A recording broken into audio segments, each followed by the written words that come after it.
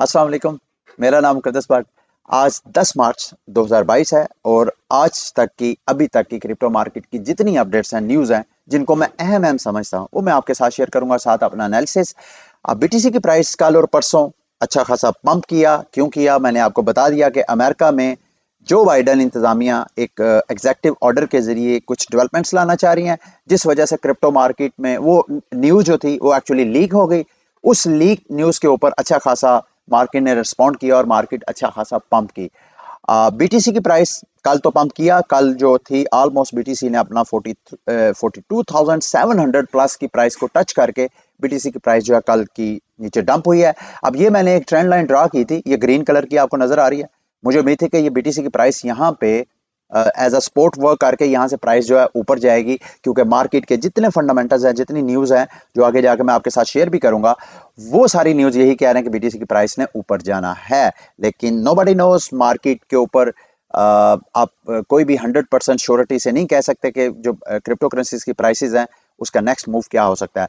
अच्छा, टेक्निकली देखा जाए तो बीटीसी की प्राइस ने अपना जो ईएमए की जो एक्सपोनेंशियल मूविंग एवरेज है उसकी लाइन 21 की लाइन उसको भी ब्रेक किया है। सिंपल मूविंग एवरेज की लाइन जिसको मैंने ऑरेंज कलर से ड्रॉ किया है वो भी लाइन उसने ब्रेक किया है। ये देखें यहाँ पे आपको नजर आ रहा है। और इसके अलावा जो बोलिंगर बैंड है उसकी मीडियन लाइन को भी इसने ब्रेक किया है। अब टेक्निकली तो देखा जाए तो बीटीसी की प्राइस यहाँ मजीद नीचे जा सकती है, लेकिन मैं जो फंडामेंटल्स को देख रहा हूँ, जो चीज़ और न्यूज़ अपडेट्स आ रही हैं, उसकी बेस पे मुझे ऐसा लग रहा है कि शायद बीटीसी की प्राइस थोड़ा सा मजीद नीचे जाके फिर ऊपर जाए। अच्छा, ऐसा होता है या नहीं, ये आगे जाकर डिस्कस करते हैं। लेकिन ये मैं रे डेलियो हैं, इनकी एक मैंने आपके साथ डॉक्यूमेंट्री शेयर करनी है, इसका लिंक मैं इस वीडियो की डिस्क्रिप्शन में दे दूंगा।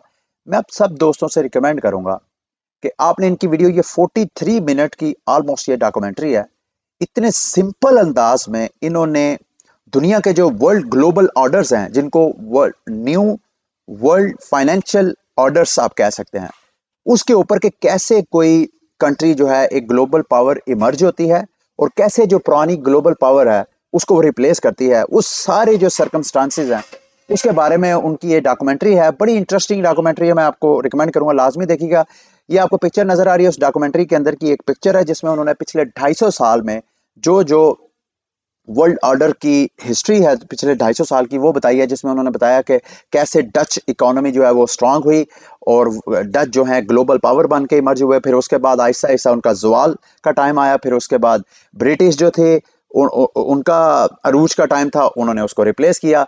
फिर ब्रिटिश थे, वो जवाल हुए। तो अमेरिका आजकल उनकी नज़र में जो अमेरिका है वो जवाल के मराहल से गुजर रहा है और इसको रिप्लेस करने जा रहा है चाइनीज। और चाइनीज जो है आने वाले वक्त में एक सुपर पावर होगी। और ये मैं आपको बताता चलूं, अगर आपने वो डॉक्यूमेंट्री नहीं देखनी है तो मैं आपको मुख्तसर बता देता हूं। उनका कहना ये है कि जब कभी भी कोई जो लीडिंग पावर होती है वो इमर्जिंग पावर के साथ क्लैश करती है, जैसे कि यहाँ पे आपको नजर आ रहा है और यहाँ पे नजर आ रहा है, हमेशा वो जंग और वॉर की सूरत में होता है। और ये कुछ बहुत ज्यादा दूर नहीं है, आइंदा 5 सालों के अंदर अंदर या 10 सालों के अंदर अंदर आपको ये लाजमी क्रैश नजर आएगा और लाजमी चाइनीज जो है वो आपको यूएस को रिप्लेस करते हुए नजर आएंगे। मुमकिन है जैसे अमेरिका बहादुर ने दीगर कंट्रीज के साथ यानी ब्रिटिश और वेस्टर्न वर्ल्ड के साथ अलायंस करके अपने आप को एक सुपर पावर बनाया, कोई पता नहीं चाइनीज भी अपने आप को दीगर कंट्रीज के साथ, जिसमें रशियन है या ऐसा ब्लॉक जो कि चाइनीज को सपोर्ट करता है, उस ब्लॉक के साथ मिलकर एक इमर्जिंग पावर बने। चाइना कर क्या रहा है, सारे जो गरीब ममालिक हैं जिनमें हम भी शामिल हैं, वहां पे अपना इंफ्रास्ट्रक्चर उनको खड़ा करके देता है, वहां पे इन्वेस्टमेंट कर रहा है। अब वहां पे जब इन्वेस्टमेंट करता है तो वहां का स्टेक होल्डर होता है। तो जब किसी मुल्क में इस तरह की जो बड़ी लीडिंग सुपर पावर्स होती हैं वो इन्वेस्टमेंट करती हैं, तो एक्चुअली उनकी जो फॉरेन पॉलिसीज होती हैं उनके ऊपर भी इसका कंट्रोल होता है। तो चाइना का कंट्रोल आहिस्ता आहिस्ता रीजन में बढ़ता जा रहा है। फिर रीजन से बढ़ते बढ़ते ये ग्लोबली भी इम्पैक्ट बढ़ेगा। तो चाइना लाजमी कहा यह जा रहा है कि आइंदा 5-10 सालों में एक ग्लोबल लीडर बन के उभरेगा। और चाइनीज जो रुपया है युआन, उसकी जी वो भी एक एज अ ग्लोबल रिजर्व जो है वो काम करेगा। खैर, इसको आपने लाजमी स्टडी करना है, ये आपके जनरल नॉलेज के लिए है, वो मैं आपके साथ लें जी। अब मैं आता हूँ एग्जेक्टिव ऑर्डर, जो कि लीक हो गया था। उसके लीक होने की वजह से मार्केट एकदम पंप की और लगा कि शायद पता नहीं कितना पॉजिटिव चेंजेस आएंगे, और चेंजेस बहुत अच्छे हैं, वो मैंने आपको बताना है। ये देखें, executive order on ensuring responsible development of digital assets, यानी वो डिजिटल मार्केट जो है उसकी जो डेवलपमेंट करना चाह रहे हैं वो बड़ी रिस्पॉन्सिबली करना चाह रहे हैं। अब मैं थोड़ी सी स्टेटमेंट पढ़ के तो उसका आपको तर्जुमा, advances in digital and distributed ledger technology, ये जितनी टेक्नोलॉजी है crypto technology for financial services has led to dramatic growth. इस ये जो नई इंडस्ट्री इमर्ज हो रही है ना सिर्फ अमेरिका में बल्कि पूरी दुनिया में, उससे क्या हो रहा है कि has led to dramatic growth in markets for digital assets. यानी जो मार्केट्स हैं उन्होंने ड्रामेटिक ग्रोथ ली है इतने मुख्तसर वक्त में।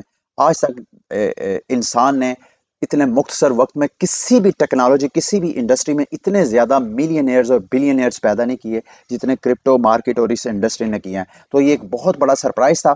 इसी को एग्जेक्टिव ऑर्डर में उन्होंने डिस्कस किया है विद प्रोफाउंड एप्लीकेशंस को। ये जो ग्रोथ हुई है इस मार्केट की, इसके बड़े स्ट्रॉन्ग इम्पैक्ट्स हैं किसके ऊपर, कंज्यूमर्स के ऊपर, इन्वेस्टर्स के ऊपर, बिजनेसेस के ऊपर, डाटा प्राइवेसी के ऊपर, सिक्योरिटी के ऊपर, फाइनेंशियल स्टेबिलिटी के ऊपर, जो हमारे ममालिक हैं उनकी अपनी कौमी जो स्टेबिलिटी है, क्राइम के ऊपर, नेशनल सिक्योरिटी के ऊपर, मतलब इन सारी चीज़ों को इस मार्केट ने इम्पैक्ट किया है।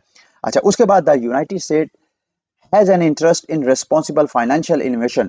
तो अमेरिका जो है वो बड़ी रिस्पॉन्सिबली आगे मूव होना चाहता है, expanding access to safe and affordable financial services and reducing the cost of domestic and cross border funds transfer. यानी अमेरिका जो है, दूसरे लफ्जों में आपको बताना ये चाह रहा हूं कि अमेरिका भी चाहता है कि इस मार्केट को वो खुले आर्म्स के साथ गले लगाए और इस मार्केट से अपॉर्चुनिटी एज अपॉर्चुनिटी समझ से इसे फायदा उठाए। इसका होगा क्या, ये अपना सीबीडीसी लॉन्च करेंगे और सीबीडीसी जब लॉन्च करेंगे तो ओबियसली जो इनकी क्रॉस बॉर्डर ट्रेड्स हैं उनको ये ज़्यादा फैसिलिटेट करेंगे अपने उस सीबीडीसीज के ज़रिए। और एक तरह की शायद ये कहा जा रहा है कि अब जो, जैसे मैंने पीछे आपको रे डेलियो की रिपोर्ट के बारे में बताया, अब ये जो अमेरिका को थ्रेट है कि उनकी जो करेंसी है यूएस डॉलर वो आहिस्ता आहिस्ता वीक होते जा रही है, तो उसको शायद ये स्टेबल करने की एक और शायद आखिरी जद्दोजहद करें।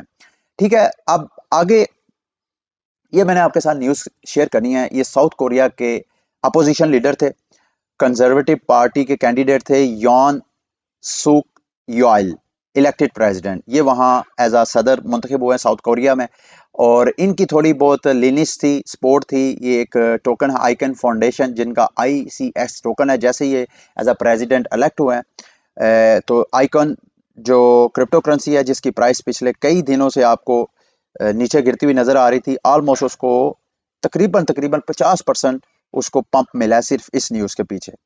अब इस न्यूज़ का बराह रास्त क्रिप्टो मार्केट के ऊपर क्या ताल्लुक है, देखें। मेरा मानना यह है कि पाकिस्तान जैसा जो डेवलपिंग कंट्री है उस मुल्क में भी आइंदा 5 से 10 सालों के अंदर सियासत के अंदर क्रिप्टो मार्केट के स्लोगन्स नजर आएंगे। जैसे भुट्टो ने नारा दिया था ना, रोटी कपड़ा और मकान।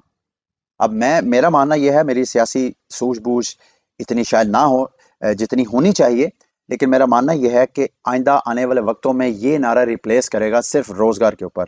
इंसान को जीने के लिए सिर्फ रोजगार चाहिए।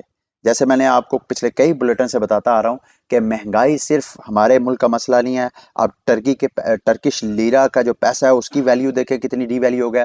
रशियन जो सुपर पावर जो अमंग टॉप मॉडर्न कंट्रीज हैं, एडवांस कंट्रीज हैं, उनका पैसा कहाँ कोलैप्स हुआ, यूक्रेन का कहाँ हुआ, और जो दीगर कंट्रीज हैं उन सारी कंट्रीज का अगर आप जायजा लें तो सिर्फ हमारे ही यहाँ बुरे हालात नहीं हैं। कोविड की वजह से सारे मुल्क जो है फाइनेंशियली अच्छा खासा वीक हुआ है।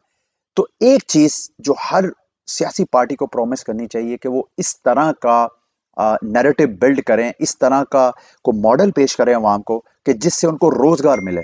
महंगाई अगर आप हिस्टोरिकली देखें, पिछले दहाइयों से आप देखते जाएं, सदियों से पीछे चले जाएं, इंसान हमेशा जो है ओवर द टाइम चीजें एक्सपेंसिव होती जा रही हैं और महंगाई को आप रोक नहीं सकते हैं। तो एक काम आप कर सकते हैं कि जो अफराद हैं हमारे यहाँ ऑलमोस्ट कुछ 5 करोड़ के करीब ऐसे यंग जनरेशन है जो कि जॉब वगैरह ढूंढ रही है।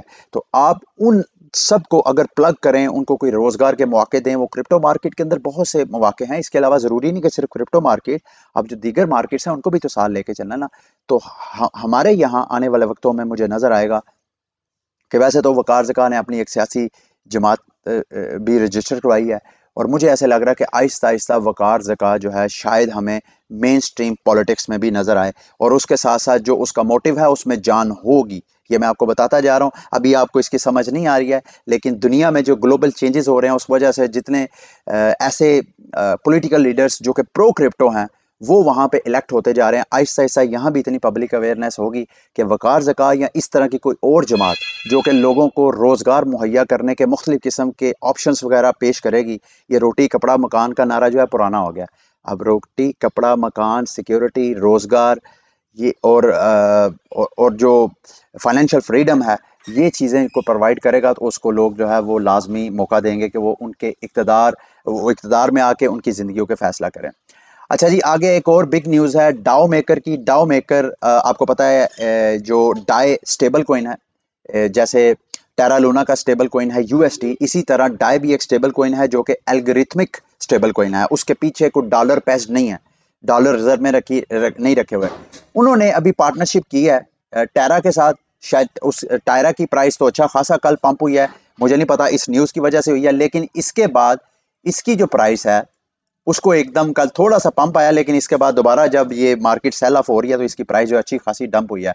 और अगर आप बाय करना चाहें तो ये मीडियम का आर्टिकल मैं इस वीडियो की डिस्क्रिप्शन में दे दूंगा, आपने वो आर्टिकल जाकर लाजमी पढ़ना है, क्योंकि इसमें इन्होंने बताया कि अगर आप मुख्तलिफ किस्म के स्टेबल कॉइन्स यहाँ पे स्टेक करते हैं तो आपको ये ऑलमोस्ट पर एनम 15% रिवार्ड देते हैं। ये भी अच्छा खासा रिवार्ड है। जैसे टेरा इकोसिस्टम के अंदर एंकर प्रोटोकॉल आपको ऑलमोस्ट 20% यील्ड रिवार्ड देता है एनुअली, इसी तरह यहाँ पर भी आप स्टेबल कॉइन बेशक आप यूएसडीसी करें, आपके पास यूएसडीटी पड़े हुए हैं, आप चाहते हैं यार नेक्स्ट मार्केट क्रैश का मैं इंतजार कर रहा हूँ, बीटीसी की प्राइस दोबारा जो है 30,000 से नीचे जाए तो मैं मार्केट में एंट्री लूँ, तो इस दौरान अगर आपने वेट जो करना है तो आप इस तरह के प्लेटफॉर्म पे स्टेकिंग करके अपने स्टेबल कॉइन को मजीद अर्न कर सकते हैं। जैसे यूएसडीटी है, यूएसडीसी है, डाई है, रैप्ट यूएसडी है, बाइनांस का BUSD है, डाई है और फ्रैक्स है। अच्छा, ये आपको बताता चलूं कि फिलहाल जो आपने ट्रांसफर करना है वो आपने ERC20 के जरिए करना है अगर आपने यहाँ पे स्टेकिंग करनी है। ये कह रहे हैं कि चंद दिनों के अंदर अंदर, शायद हफ्ते के अंदर अंदर, ये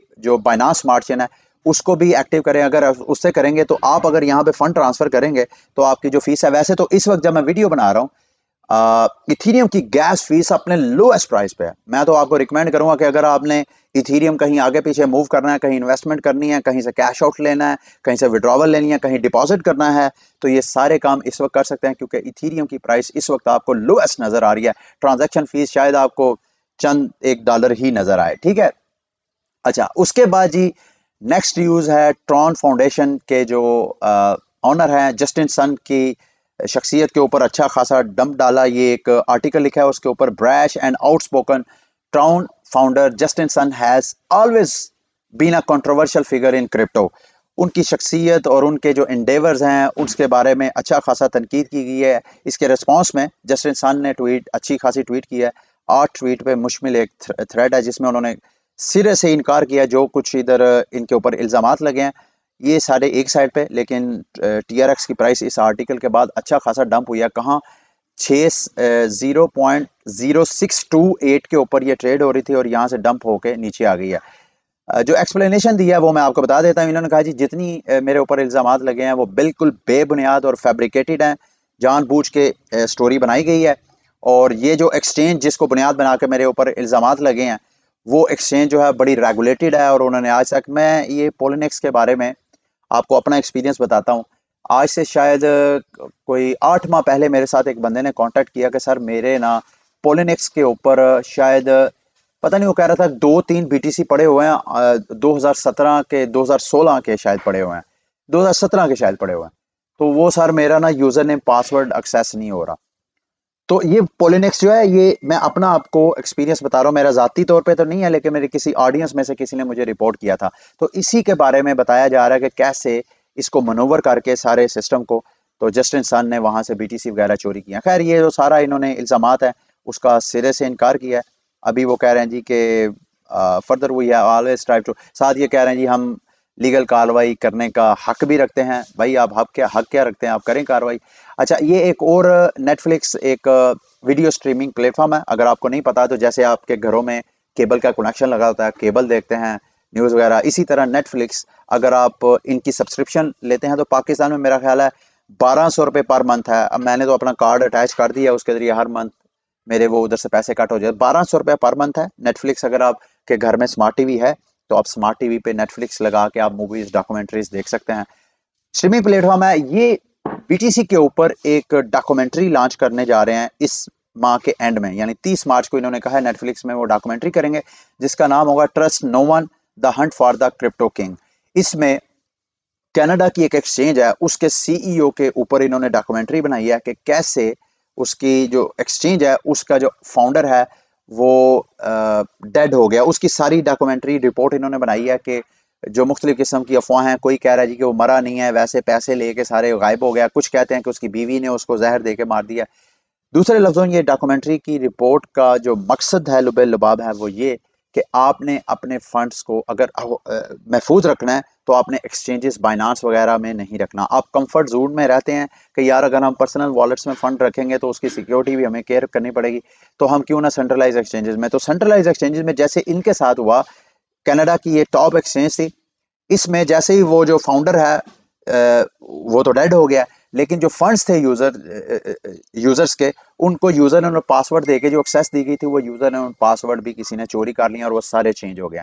तो सारे फंड्स इस तरह जा सकते हैं और आपको बड़ा सा सरप्राइज मिल सकता है। ये था आज का बुलेटिन। उम्मीद करता हूँ कि आज का बुलेटिन भी आपके लिए इंफॉर्मेटिव रहा होगा। अगली वीडियो तक के लिए मुझे इजाजत। अल्लाह हाफिज।